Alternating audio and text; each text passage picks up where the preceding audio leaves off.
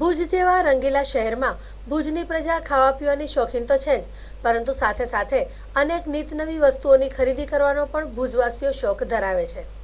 ત્યારે હવે શિયાળાની ઋતુની શરૂઆત થતાં લોકો ગરમ કપડાની ખરીદી કરતા જોવા મળી રહ્યા છે। ઠેર ઠેર ગરમ કપડાના સ્ટોલમાં લોકોની ભીડ જોવા મળી રહી છે। ત્યારે એક મહત્વનું ખરીદીનું સ્થળ ભુજના મુન્દ્રા રોડ પર આવેલા તિબેટીયનો દ્વારા લાવવામાં આવતા ગરમ કપડાઓ વધુ આકર્ષણનું કેન્દ્ર બની રહ્યું છે। વર્ષોથી આવતા તિબેટીયનો પાસે નવી નવી વેરાયટીના ગરમ કપડાઓ જોવા મળે છે, જ્યારે ભુજની પ્રજા તિબેટીયનો પાસેથી ગરમ કપડાં લેવાનો વધુ આગ્રહ રાખતા હોય છે।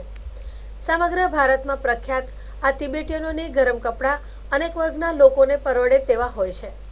₹500થી માંડીને 2500 સુધીના વેચાણ થતા આ ગરમ કપડાઓ લોકો માટે એક આકર્ષણનું કેન્દ્ર બની રહ્યું છે। જોકે 500 અને 1000ની રૂપિયાની નોટો બંધ થવાથી તેઓના વ્યાપારને તેની અસર પડી હોવાનું જણાવ્યું હતું।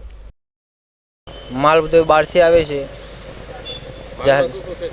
આપણે જેકેટો છે, પછી ટોપા છે, પછી મફલક છે, ખાસ તરીકે જેકેટો નવી નવી આવે છે અને લેડીઝ માટે છે। શું ભાવ છે બધી વસ્તુનો? ને લેડીઝ માટે છે 450 વાળી છે, 550 વાળી છે, પછી જેન્ટ્સ માટે છે 400 વાળી, 550 વાળી છે। ટોપા 60ના બે આવશે, મફલક 60ના બે આવશે। લોકો વધારે કેની ડિમાન્ડ છે? જેકેટની।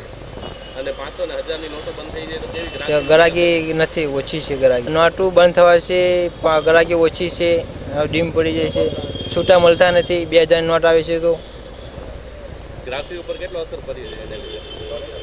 ગરાગી ઓછી પડી। શરૂઆત થઈ જાય તો કેવી ગ્રાહકી છે અત્યારે? થોડી થોડી ગરાગી તો આવે છે।